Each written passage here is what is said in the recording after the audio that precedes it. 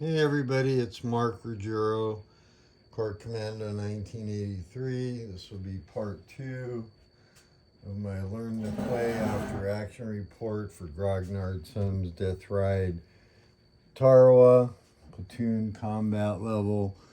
In video 1, we covered scale, what's on the counters, a few other things, about 28 minutes. This video, get all the setup done. You can see the Japanese are set up. I got my bombardments. This is attempt number 3. Got the allies set up. Got enough of the organizational stuff out. Got the stuff loaded up on the big landing craft ships, ready to deploy onto the landing craft when that happens. The November 20th scenario, we're playing the campaign. We'll see how far I get. I got my surgery Tuesday. It's my 3rd attempt to do this video. I'm having some cancer technical difficulties, so I won't go into the gory details. So, that being said, let's look at what I've done so far. So, on the sequence of play, once again, apologize for the damn shadow, but you can see you do weather, night effects, not a night turn. First turn's a 0400. Air allocation, you roll so many air units are available. So I rolled pretty well. I've got all the U.S. Army B-24 bombers over here. They get to fly 1 sortie per day. I have 48 sorties available for the naval marine air. They get to do 48 sorties. So there's no troops at this point for the Marines on the board or coming on. So what we're doing is naval bombardment. I'm not going to do any air bombardment at this point because I want to, and I don't know if it's a mistake. But this is the chart you use. The reason I'm not doing the air bombardment yet is I'm going to go ahead and the Army gets to be used once. They will be used in the bombardment before the Marines start actually landing on the beaches. The naval air, I'm thinking I may do some bombardment with them. They're not super effective. You can bombard anywhere on the whole island. So that's not an issue, but I think I may want to save them for fire support and close support because they can have some modifiers. We've already rolled some, and I'm going to go over an example. Let's see if we can zoom in here. Okay, looks like we zoomed in. So we bombarded, for example, this hex with a battleship. So the result against the platoon and the palm trees, which is cover, is 2 suppression. Suppression markers are always placed red side up when initially placed. They're cumulative. And then there's an artillery piece here, a gun, and that got 1 suppression on it with the die roll that I got with it. So it is possible to get 2 separate results in the bombardment. And if you look at the naval bombardment table, let's zoom back out. No, zoom out, Mark. Let's see. You have, if you look up here, it's got open terrain, cover, dug in, fort, and then the different kinds of guns. Based on the die roll is how many suppressions you get. And there are some modifiers here for battleships and cruisers. And so far, the battleships have fired. So we're going to keep going down the line. Let me show you each ship. So let's pull out let's see, what is this? The battleship Tennessee was already bombarded, gets marker so you can place, and you got to place all your bombardments before you roll any. You don't get to do it on the fly. Gosh darn it. Sorry guys, my fingers are numb, so but this is a marker so you can show what hex it's bombarding, and for intents and purposes this will come into more effect later, but it shows it has 3 batteries, 7 plus artillery, so it has 7 factors. Plus artillery means it's bigger than 100 millimeter. And I get some bonuses when they're shooting at troops normally, but for right now we're using the bombardment table. So this is part of the initial naval bombardment. You can picture in your mind all those good documentaries of the big naval guns firing. And, you know, so far I've been rolling pretty well, so I've been fairly effective. But we're going to now go to these cruisers. You get the mead here, looks like.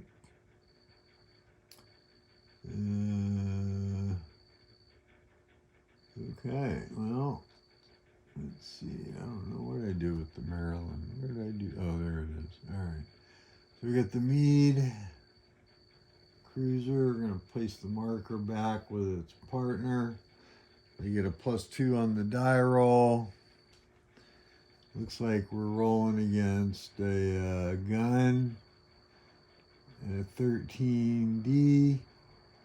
So I have no idea what kind of gun that is. And then the platoon's going to be rolling on the covered table. So you roll 1 die, you don't roll for each unit. 1 die for the hex, got a 9 +2. Max result, dug in. So that's 2 suppressions on the platoon. And it's going to be 2 suppressions on the gun. So that makes that easy. We can clip our little 2 counter here. And place 2 suppressions. I'll go over recovery. You always place them red side up when they're initially placed. They're all cumulative. So what that means is, you know, red and green. You normally would mark, if you had shot at 1 unit, you would mark the unit, but this shot at the hex, and we get a 2. All right, so then we move on to the next one. Davenport. It's going to go right here. I'm going to roll the dice, +2. There again, this looks like it's a palm hex, and it's a gun and a platoon again. For stacking, and it's covered in the first video, remember you can do 1 company or all its components. Company is 3 platoons or all its components, and these guns count against the stacking as 1 platoon.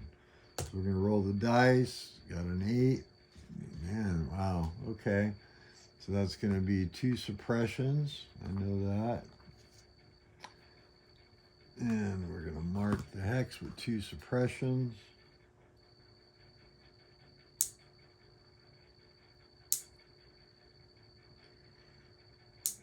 I don't know about you guys, but when I play a war game, I always picture all those old documentaries I watch, the footage, what's going on. I just, you know, I just love the whole thing. So this is going to be the Maryland, shooting at this hex, which is, these guys are dug in platoon. And I'm going to place the marker back over there. It's going to be a +3 to the die roll on the dug in column.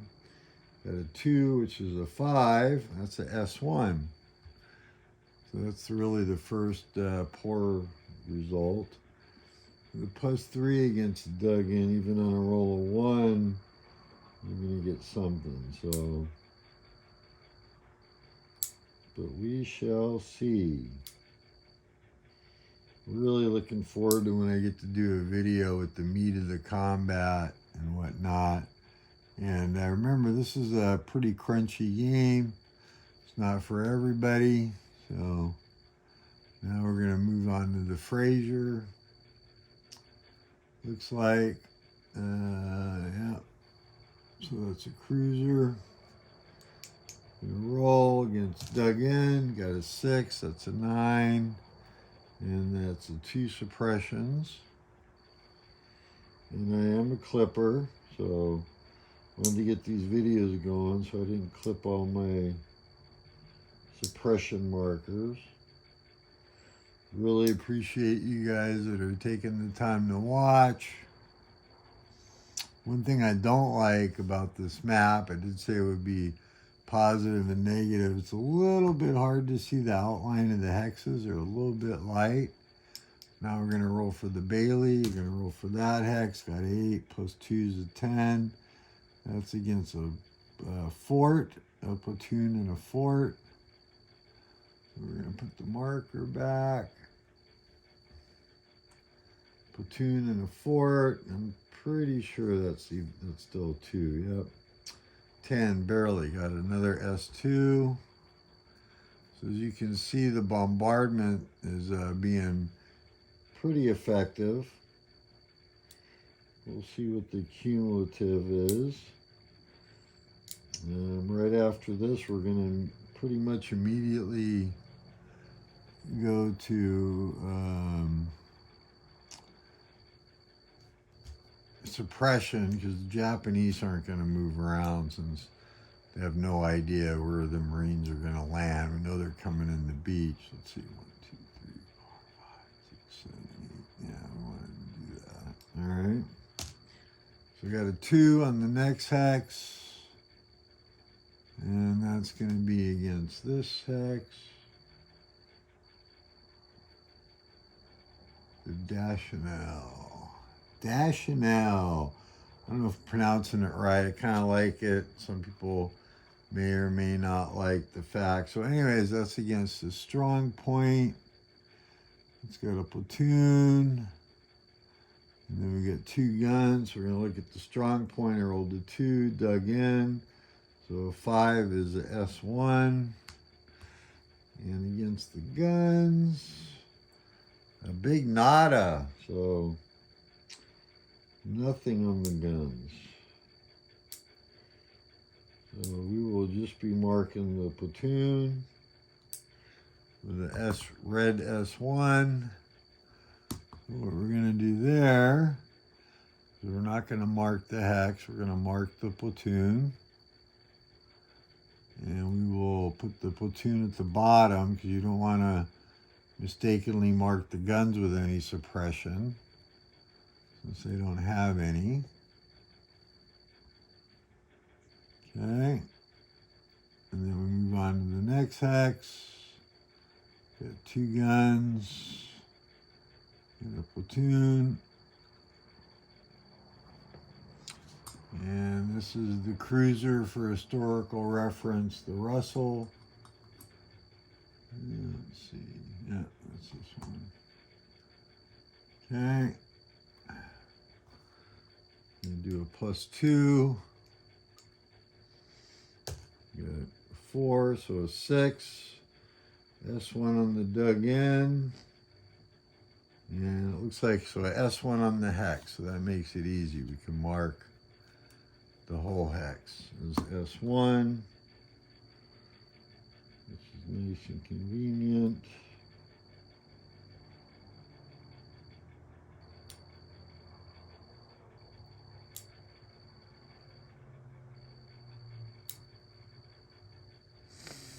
All right. And we got 3 more bombardments left. It's against a fort. The Ringgold. So I really appreciate if you watch this far. Let's roll a dice here. We're going to add 2 against a fort. I got a 9. So that's going to be 2. That's going to be a S2 on the whole hex. And I know that just because of this chart. So fort S2, 13D on the guns.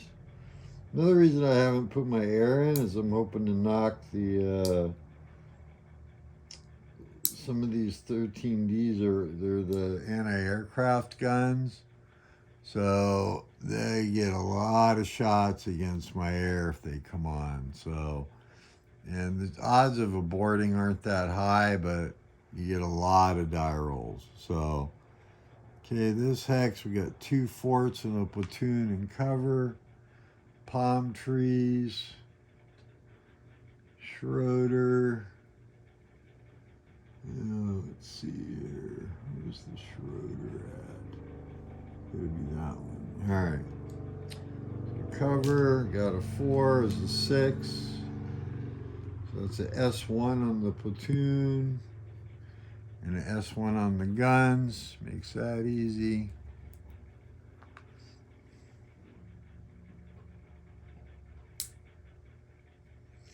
This is a great, you can play this solitaire like I'm doing.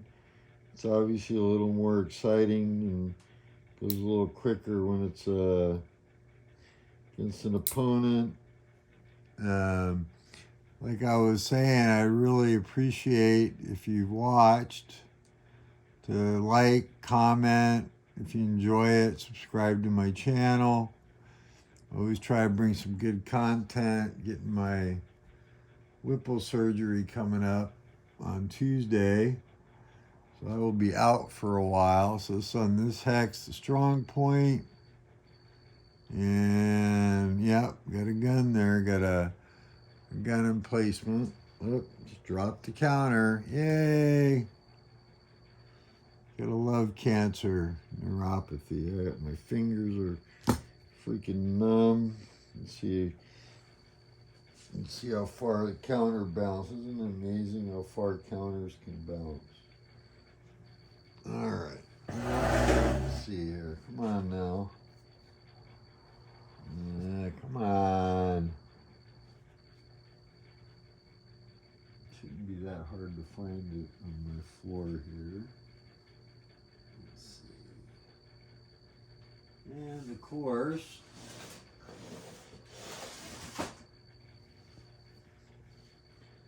I don't see it.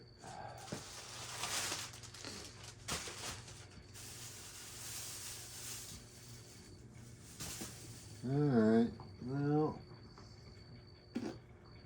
that sucks. All right, well, I won't bother. I'm going to roll the dice, and I will find the marker. 5, 7.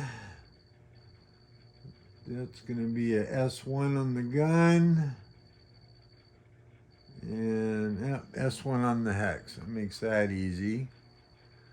I'm going to go through the thing here and then in the video so I can look for my damn errant counter that who knows how far it bounced. It is amazing, isn't it? How far they can bounce. Alright, I wanted this video to be short and sweet. So that's about as short as I can make it. We're going to place the S1 red side up. It's going to go right there. And then what technically would happen is the Marines, if they had units, of course wouldn't be doing the naval bombardment, would be doing some other stuff. Like shooting and moving and assaulting. But that ends the Marines. So the last thing that you do is do suppression recovery.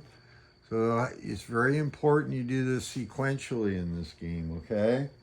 So suppression recovery involves, it's the Marine turn. So the first thing they would do is any suppressions that are on the green side, and if they're not adjacent to an enemy unit, they would remove 2 levels. If they're adjacent to an enemy unit, they get to remove 1 level. Also, the effects of suppression are, for each level, you reduce the firepower and movement of soft targets by 20%. Increase the defense by the level of the suppression. They're hugging the ground, so you can cover however you want to look at it. For medium and hard targets, which is only a very few in this scenario, which are tanks, it's 10%. So there is some math involved. It is a fairly crunchy system. And I see my counter. It literally is like 6 feet from me. It's just amazing how far they bounce. So I will have to make a trip over there to pick that unit up and put it back in the hex. So after you do the marine marker recovery, then the other player, your opponent, in this case the Japanese, get to take their red markers and they just flip them to the green side. So, okay. All right, so we're going to take care of that. Hopefully I can do it without making a mess. And, yeah, I believe most of these, it was the stack that was marked. There's a couple of exceptions. Let's see, not here, so that's good. Whoops. Okay, there we go. Trying to not make a mess. Pretty challenging. Gosh darn it. Tell you, the things we take for granted, like having feeling in your fingertips, is pretty amazing. But I am thankful I'm getting my surgery. Thankful that I'm getting to do this video. Well, I guess I could have marked the hex there. I don't know why. Why did I mark that separate? Oh, wait. That's the hex. Why did I mark that? That's the hex where only the platoon got a suppression. And it flips to green, does not come off.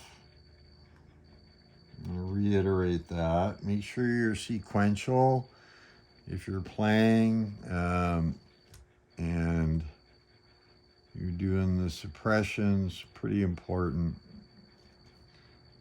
So we're going to keep going down the line here.